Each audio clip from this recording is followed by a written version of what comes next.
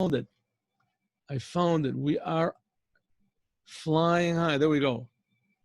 The law. This is great. Do you see it?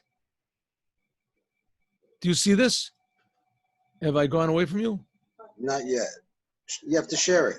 I'll share it. Yeah. Oh, yeah. Here we go. I found the way out.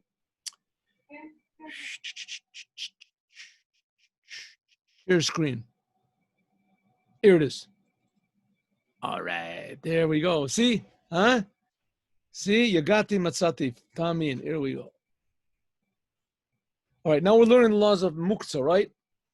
And we just finished learning that anything that is a vessel, there is some way that you can move it. And I told you there's 4 different sort of general categories of muktzah. The Alter Rebbe, he divides it in a different way. We're going to see. There are things that you can move with your hands for no reason at all, just to play around with them. That's books and food. Then there are things which you cannot move at all with your hands. That's what we're going to learn about now. Then there are things that you can move in order to save it. It's called to move from the sun into the shade. In other words, you can move for the vessel itself. And then there are things that you can move not to save the vessel, to use the vessel. If you want to use it for something purpose, for a good purpose, permissible purpose. To take a hammer, which is, can't put knock in nails, to crack nuts with. So we have 4 levels of muktzah, things that you can move for no reason, things that you can move just to save the vessel, things that you can move in order to use the vessel, even if it's a forbidden vessel, and things that cannot be touched or moved at all. Now let's go. Now Daled. Call a kelim, all vessels, shem omdim lischoran, that you have put them aside in order to sell them.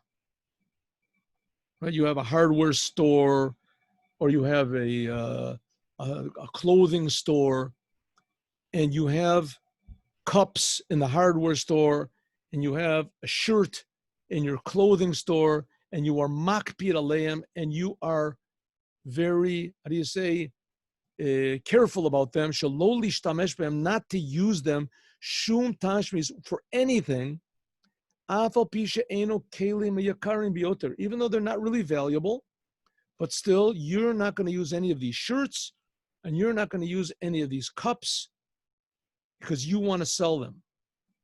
Be'ein tzorech lomar, and it goes without saying, kelim hayakarim bioter, if they're very precious vessels. You have a Ming vase that's worth $500,000, right? You have a special sequined shirt that you sell, made silk and sequins. It's special made, $1,000. Very valuable. Even though you're not selling it, it's just in your house, right? You have this special Ella she malachtam le'iser, or only it's a thing that it is used for a forbidden purpose, v'makpid aleim, and you are very careful not to use them any other purpose, shelo yifchatu dameim. Okay, so the examples I gave are not relevant here, even though we'll see that they are relevant. If you have something that's very, very valuable, and you have set it aside, you're never going to use it, it's very valuable, right? Never going to use it. That is also a type of muktzah. But here we're talking about something that's muktzah that, like for instance, a shchita knife. You're never going to use it for any other purpose except for slaughtering. If you have a thing like this, now the shchita knife you could use on Shabbos. You could use it for cutting, cheese or something like that, wash it off. You could use it for cutting your bread. But no, because it's a thing that you would never use for another purpose because you don't want to wreck it, it is forbidden to move it on Shabbos, even if you want the place where it is. Namely,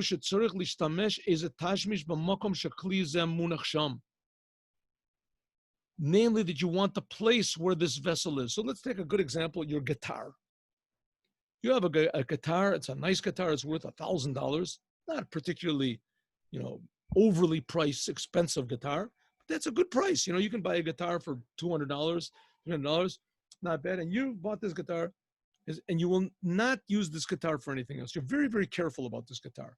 And it happens to be on your table, in the middle of the table, where you're going to eat the meal. And you have all these guests coming over, and you want to put the food down, and the guitar is right in the middle of the table. What can you do? Can't move it with your hands. If you want to, you can move it with your mouth, with your elbow, but it's a valuable guitar. You know, you don't want it falling on the ground. You got a bit of a problem here. How are you going to move it? Says, well, there are certain things that you can move if you need the place, but this is not one of them. There are certain things that you can use if you need the body of the thing itself. Let's say you decide, hey, I'm going to take this guitar and I'm going to use it as a doorstop, right? A doorstop, therefore I can move it around. Too bad. No one uses a $1,000 guitar for a doorstop. You don't do it. You're very careful about it. Could be that if it was inside of its case, you could move it with your hands. Could be. We'll see about that if you have a case. If you change your mind to use this thing for some sort of a use in the body of the vessel, like I said, you say, I'm going to take this guitar and use it as a doorstop.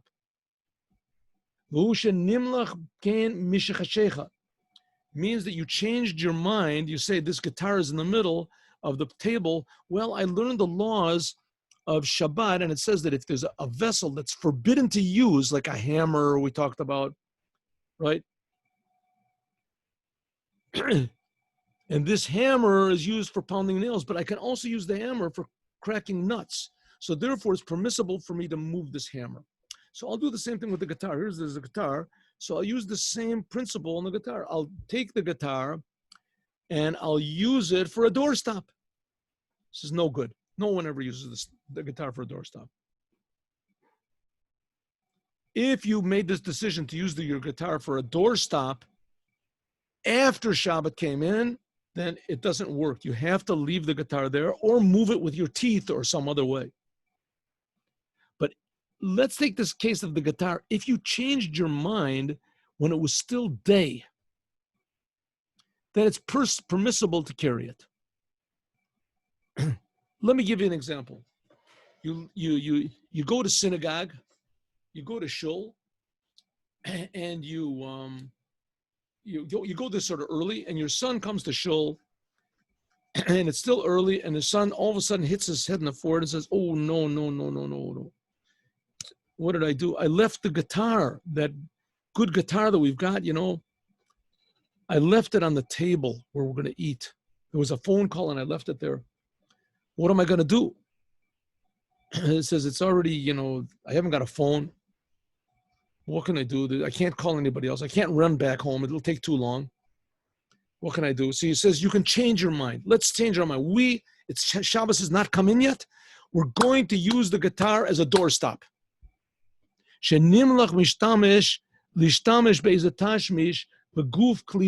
made up his mind, changed his mind. I am going to use this guitar for a doorstep. Namely, it says, if he changed his mind, while it was still day before Shabbat came in, it's permissible to carry the guitar. Shemachshava mo'eles, that thought helps as far as muktzah goes, like we are going to explain. There was much of also the laws of Shabbat in general. Thought is very important. Thought is very important. And I'll explain that in just 1 second. This is what's called muktzah, machmas, chisaron, kis. Anything which is very, very valuable, and you would not usually move it or touch it because it's worth it, except to save its value or to do something that's forbidden on Shabbat, like in our case, to play the guitar. Or if it was something that's really, really valuable, so you would never move it, right? Never move this thing. It's a valuable thing. You would never move this thing. That thing is called muktzah machmas chisron kis, and it is considered to be the most severe types of muktzah, You cannot move it for any reason. The only way you can move it is if when it's still day, you change your mind and you say, I'm going to use this thing for a permissible purpose. You have this precious, whatever it is, Ming vase in the middle of the thing. You never use it for anything, ever. Just for that, and you forgot it, left it on the floor, right? If you changed your mind before day and said, I'm going to use this for filling up soup, then you can do it. Okay, we'll talk about this. It's called Mutksam Chisron Kis. Like I said, thought is very important. Here's one example, but there's another example. Someone who does a sin on Shabbat, lights the lights. If he does it on purpose, it's very severe. It's very severe. Nowadays, nobody gets punished for anything, but we're talking about your relationship with God, right? Why are we doing the commandments? It's our relationship with God. When you do a commandment, it makes more holiness in the world, and it also gives God a pleasure. It says nachat ruach. You go against what God wants. It makes God unhappy, so to speak. So, I mean, if God has a will, God wants. He also has pleasure, not pleasure. So God. But it's a big difference why you do things. And this we can tell the difference from the punishment.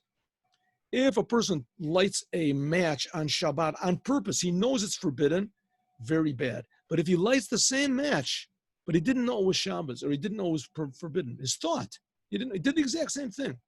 But his thought wasn't to do it on purpose, then it's a big difference in the degree of damage that's caused. So thought is a very important thing. And here we see also the same thing. A person has a guitar. It's worth a lot of money. It's in the middle of the floor. Somebody's going to step on it. Can you move it? Yeah, move it with your feet. Hey, it's an expensive guitar. I want to move it with my hands. He says you can't do it unless before Shabbat you thought about it, that I am going to use this guitar for a permissible purpose. I'm going to use it to hold the door open. I'm going to use it to hold my siddur open so it doesn't flap around, whatever. Okay, next law. Let's go to the next law. Can we do it? No, we can't. That's the law. All right, now we are going to go. Let's try to do the same thing that we did before. We are going to try to make a journey to see the Holy Temple. I have a quick question. Yes. We're talking about intention and you light a match, but you didn't really mean to light a match. Typically what might happen is, it's Shabbos, and just like automatically, it's like autopilot. You flip the light on or you flip the light off. Yes, that is called mitasek. That's what's called mitasek. Mitasek. It depends. Maybe it's not mitasek. That's called that you did something, but you didn't know was forbidden. You did something, you didn't know that what you did at the time when you did it was forbidden.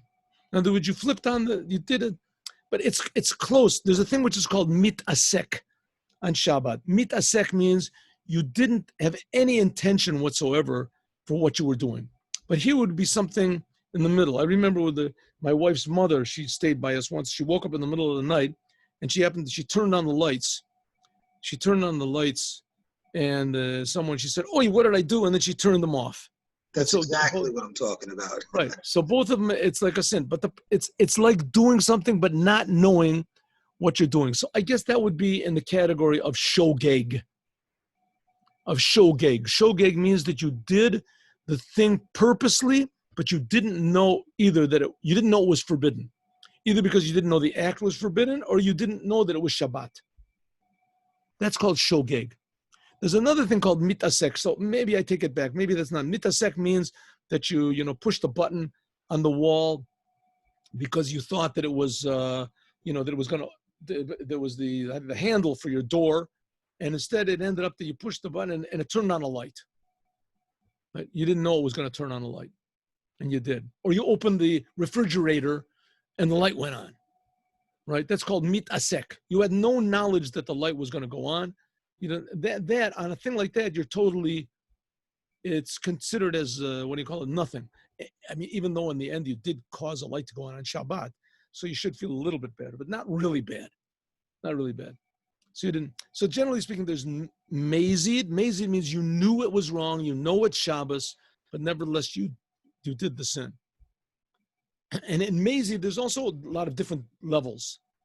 There's levels, not a lot of levels, but generally speaking, there is lahachis, that purposely you knew it was wrong. You purposely did it to show that you don't care. Or there's what's called leta'avon, and that you turned on the light because you want more light on Shabbos, that's all. You just want light on Shabbos. You like to drive your motorcycle on Shabbos. You know it's forbidden, but you enjoy it. You're not trying to go against God. You just enjoy, you drive your motorcycle to Shabbos, to shul, right? Now you're not trying to go against God. You're going to shul. But nevertheless, you enjoy riding. It's easier. That's a lesser of a degree.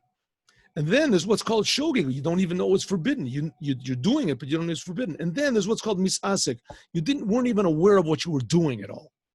You brushed by the lights or something like that. Okay, listen, we really were sort of out of time, but let me just